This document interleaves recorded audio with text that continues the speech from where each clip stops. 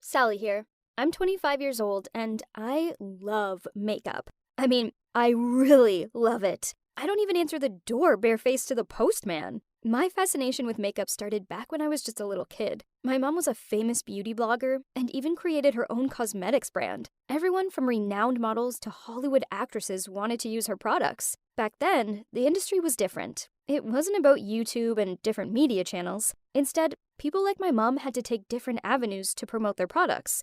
I remember how amazing it felt to walk into a drugstore and see my mom's makeup on the shelves. But then, my mom's world came crashing down, and it was all thanks to one lame model. I knew something was up when my dad picked me up from school. He barely ever picked me up. Mom always did. And weirder still, he didn't say a single word to me. Then, I walked into our house to find Mom standing in front of the mirror as she smeared makeup all over her face. My mom was a glamorous, perfect-looking woman. I'd never seen her look or act like this before. I remember just staring at her, not knowing what I should do or say. Then she started crying, which caused the makeup to streak down her face. I remember thinking that she looked like a scary clown. She seemed so out of control. In a harsh tone, my dad said to her, "Will you just look at yourself? How can you let Sally see you like this?" Then he covered my eyes and pulled me out of there. I asked him what was going on, and he sighed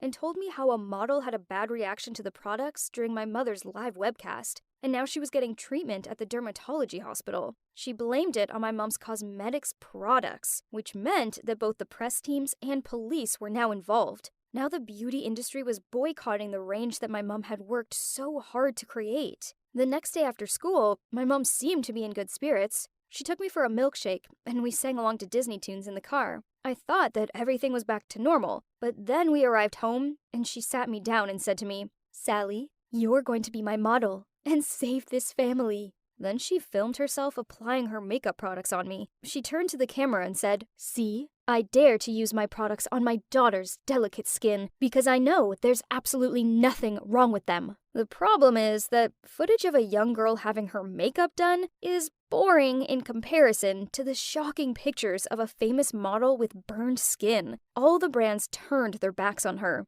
and she went from super successful entrepreneur to blacklisted overnight. An investigation later proved that the model's skin damage was due to dangerous fake Botox injections, not my mom's products. But this was too little too late, as my mom had already lost all her deals and partnerships, and the money spent on pricey lawsuits made my family bankrupt. After that, Mom left the beauty industry behind her. But that afternoon changed my life. I always felt a sense of self-esteem as growing up in an environment full of famous beauties. But that day, after being put on makeup by my mother, I felt so pretty. I looked in the mirror and found myself like all the dream girls I'd seen from my childhood. My new, beautiful appearance made me more confident. Since then, I started practicing makeup, and this obsession doesn't stop until I grow up. By the age of 14, I wouldn't be seen leaving the house without a full face of makeup on. It gave me this added layer of confidence and made me feel ready to face the day. When I had my makeup on, then it didn't matter as much that my parents were now poor. I looked and felt beautiful, and I could handle the world. Now at 25, I still adore makeup. I'm a self-confessed makeup addict. Even my boyfriend, Chris, had never seen my bare face. When I stayed over at his, I went to bed with a full face of makeup on. Then I waited until he'd fallen asleep so I could sneak into the bathroom and take it off and moisturize. Then I woke up 2 hours before he did, just so I could apply my makeup, then get back into bed and look like I'd just woken up that glamorous. Yes, keeping up appearances was hard work, but when he looked at me like I was the most beautiful girl in the world, well, that made it so worth it. Only on one occasion, Chris woke up early and walked in on me doing my makeup. I totally freaked out and immediately covered my face with my hands and screamed out, "No, don't look at me! I'm hideous!" He laughed and said, "Don't be silly. A bit of makeup doesn't change the fact that I love you and think you're the most beautiful girl in existence." This was sweet and all, but I still shouted at him until he left the room so I could finish off my makeup. His words got me thinking though, did he really, truly love me?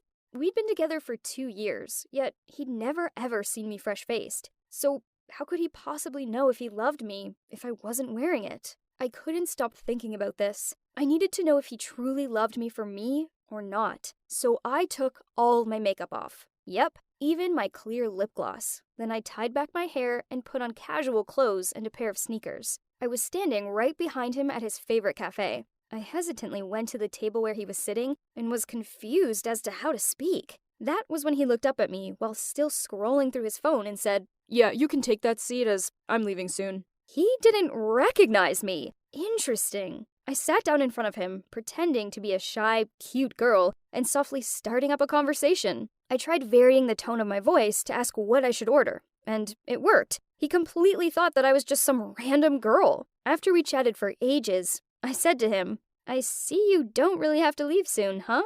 He smiled and complimented me on being cute. It made me feel a lot more confident. So by then, I had the courage to tell him that I was his girlfriend. But suddenly he grinned and said, "If you don't have a boyfriend, I wonder if I have a chance to get to know you?" "What? He was still in a relationship with me? Unbelievable!" Well, another plan just popped up in my head, so I tried to stay calm and replied coyly, "I'd like that." After that, I started living 2 different lives. When I put my makeup on and become energetic and attractive, Chris complimented me on how beautiful and charming I was, and proudly showed me off to his friends. But when I appeared with a bare face and acted all coy, he said that he loved how sweet and rustic I was, and that he thought girls who wore makeup all day were tragic. Tragic? How dare he? He would lie about going out with friends so he could spend more time with makeup-free me. Then he kissed makeup me and told me how he loved how glamorous I was and how I was the only girl for him. Yeah, right. I couldn't believe how fake this guy was. There I was thinking he loved me, but now he was cheating on me. With me! A playboy like him didn't deserve any version of me. So it was time for revenge. So when he asked makeup-free me to go on a trip, I shyly accepted. I knew he just wanted to trick an innocent girl into bed with him. But I'm not an ordinary girl anyways. As he was chilling out in the pool, I shyly said I would take a shower and wait for him inside. And I swear I saw his eyes brightened like a magpie. I ran into the bathroom to turn the shower on. Then I left a trail of makeup-free me's clothes and then snuck out into the room nearby that I'd booked for the night. There, I transformed into makeup me, then got back ringing the doorbell. Obviously, he had to hurry from the pool to open the door, and when he saw me, he turned so pale. I walked in without his welcome, calmly walked through the luxurious room, and picked up every trace of adultery I'd previously scattered on the floor. The sundress, the bikini, and even lingerie.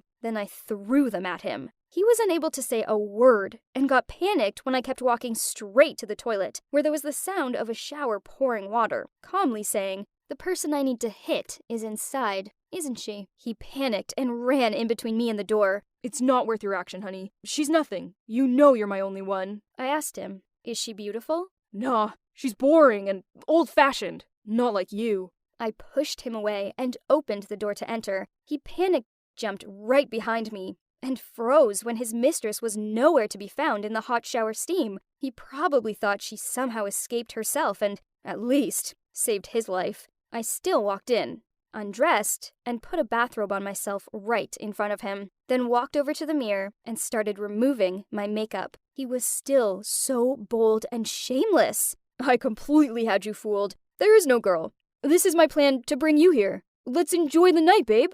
He really had a talent for lying. I just silently removed all the makeup on my face. "I've never seen you remove your makeup. Tonight will be really great," he said as he walked over to hug me from behind. I finished by tying my hair up and wiping the steam on the mirror with my hand and said, "So, who do you want to sleep with tonight?"